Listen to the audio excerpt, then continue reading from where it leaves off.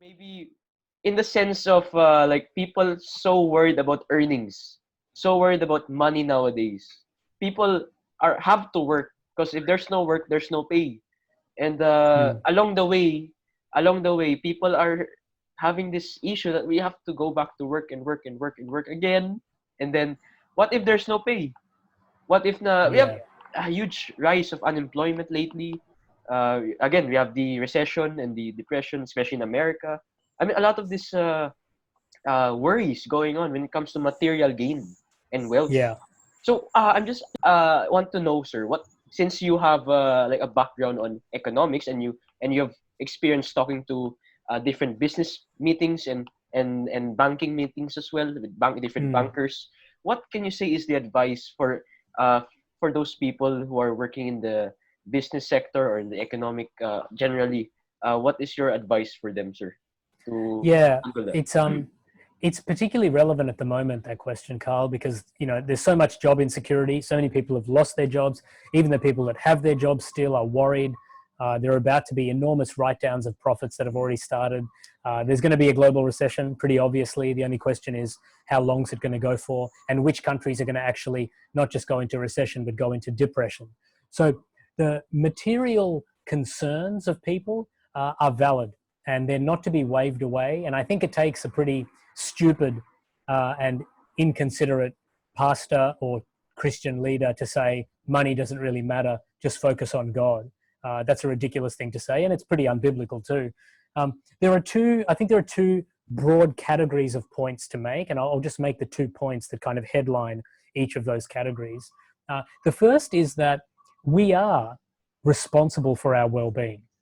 To the extent that we are capable, we are responsible for providing for ourselves. The work ethic that is really foundational to the biblical model of economics and free markets is pretty clear that no one owes you anything. It's up to us to work, to study, to apply ourselves, and to make a living, whether that's sweeping streets or picking up garbage or cleaning toilets or practicing medicine or whatever it is. We are called to look at what we are gifted in terms of capacity and ability, and then we're called to look at what is available for us to do and to get out there and do it. And so we should continue to do that. And for people who want to provide for their families and who are concerned about that, those are very valid and worthy concerns. And they are concerns that flow out of a very biblical responsibility that every human being has, to the extent that we are capable of it. So that's the first point. The second point, which balances the first point out, is just to be clear that the God that we worship as followers of Jesus, and if you don't worship him, then I encourage you to investigate that, because this second point doesn't apply until you do. The God that we worship provides us with everything that we need existentially and experientially and in the context of our identity. And so we never have to worry or stress about the provision that we require in a material sense, because God always will provide for us. And he also redefines what success actually looks like. So if you're walking with Jesus, the Christian message tells us very clearly that success has nothing to do with money. Success is about the quality of our relationship with God, primarily, and secondarily, the quality of our relationships with the people around us. That's the only way to define success. It's our faithfulness to God and our relationship with him, and the way in which and the extent to which we love and pour out the love of God on the people around us. And so nowhere do we find financial success or even financial security in that measure.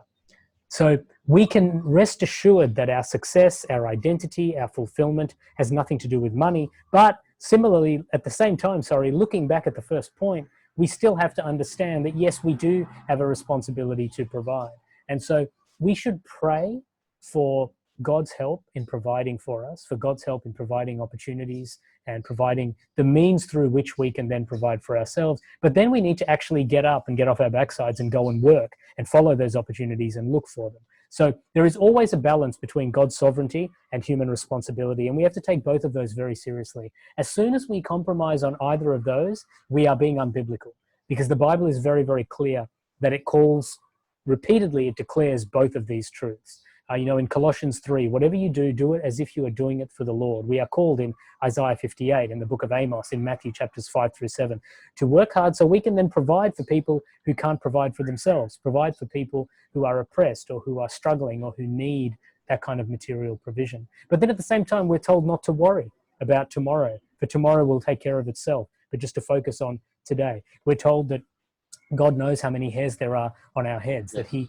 knows he knows the things that we need. He knows that we need clothes. He knows that we need food. He knows that we need shelter. So we're not supposed to worry about these things in an existential sense. We're supposed to give all of our needs to God, and then to go out and work hard to provide for ourselves and to provide for others, in the confidence that, having prayed for it, God will provide the opportunities through which we, alongside him, can provide for our needs. Nice. And sir, I recall because I watched one of your videos also in YouTube, and you were this. I'm not sure when was that. I think that was 2017 or 16. Right. You were discussing in a meeting, and I heard you mention, just for a little bit of historical sense there. You were discussing about Adam Smith, and right, and then Adam Smith somehow wrote a book called The Wealth of Nations. Yes. And then, but before he wrote that book, he wrote a book on the moral sentiments. If I'm right, the theory of moral sentiments, right? The theory of moral sentiments. Right. I mean, what struck me there, sir, is before he wrote about the Wealth of Nations, focusing more on the object of economies, the object components of the economy. He also wrote about morality of there. I mean, I say, okay, sir, like just for in a nutshell or for a short time, can you explain a little bit of that as well? Because that's very interesting. Not only to me, maybe it's also for different people who are in need of that fact as well. Yeah. It's I mean, Adam Smith is not necessarily the first, and certainly not the only person to identify the fundamentals of what we now know as free market economics. But he definitely wrote a seminal piece, The Wealth of Nations, which really outlined the building blocks of capitalism as we know it today, the principles of supply and demand, how free markets are the best way to optimize the most efficient allocation of resources to generate the maximum amount of wealth for people, through which we could then obviously lift the quality of life of people in the best way possible, in a collective and an individual sense. So he wrote that, and it's really that model of free market thinking that drives a lot of the market economies around today. So that idea of how we make money and how we used capital has driven, what we know to be modern capitalism. But you're absolutely right that around the time that he wrote The Wealth of Nations, he also wrote another equally important piece, if not a more important piece, that has been largely forgotten, which is called The Theory of Moral Sentiments. And that's where Adam Smith, as a Christian, was very clear that these theories, these economic models, these structures of understanding currency and trade and commerce, they need to be accompanied by a common moral vision and a framework of moral thinking, whereby we actually value people, we value the individual, the intrinsic dignity, the intrinsic worth of people as the true objects of the economy. And so that is really important today, because that's largely been forgotten, because our economic systems are amoral. So they're not immoral, they're just amoral. There's zero moral content. It's up to us to inject the moral petrol into the economic engine, if you like. So if you think of an engine that is amoral, you need the petrol to be pumped through it for it to work well. And moral thinking is what does that. Moral content is what does that. And the Christian message offers that moral content. It offers it in its simplest way, in acknowledging that all people are made in the image of God. So straight away, you have intrinsic value for people, you have intrinsic equality, where everyone is created equal. And from that, you can build things like property rights and human rights and democracy and other things whereby people are honored and respected and recognized. But without that moral petrol, then the system can become quite dangerous, and it can actually degenerate from an amoral system into an immoral force, where people are hurt, people are oppressed, people are subjugated, where there is gross inequality, where people are effectively damaged, or people succeed at the expense of others who are damaged. And we see a lot of that today. We see it all over the world. And the problem largely is because we have forgot that intrinsic dignity of all people, and we forgot it in a systemic way.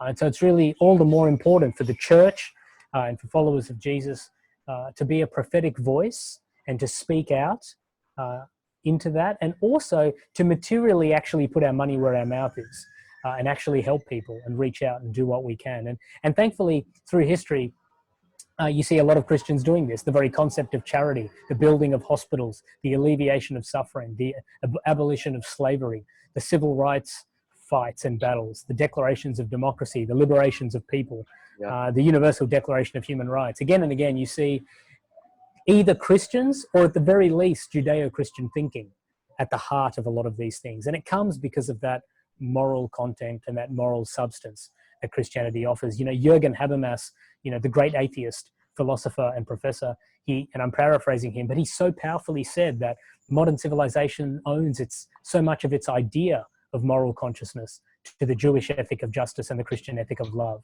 I think that's a very powerful acknowledgement of what I've been talking about. Friends, thank you very much for watching. Please subscribe to our channel, The Fellowship League, and also please click the bell button to receive all of our valuable content in this channel in your notifications. Moreover, we have a Fellowship League page, Facebook page. Please do like and follow and share this page to your friends and families and loved ones who need the encouragement, the facts, the cross, and discourses, fun-filled, with comfort, with intellectual facts and factual discussions for you guys. Thank you very much, and God bless you all.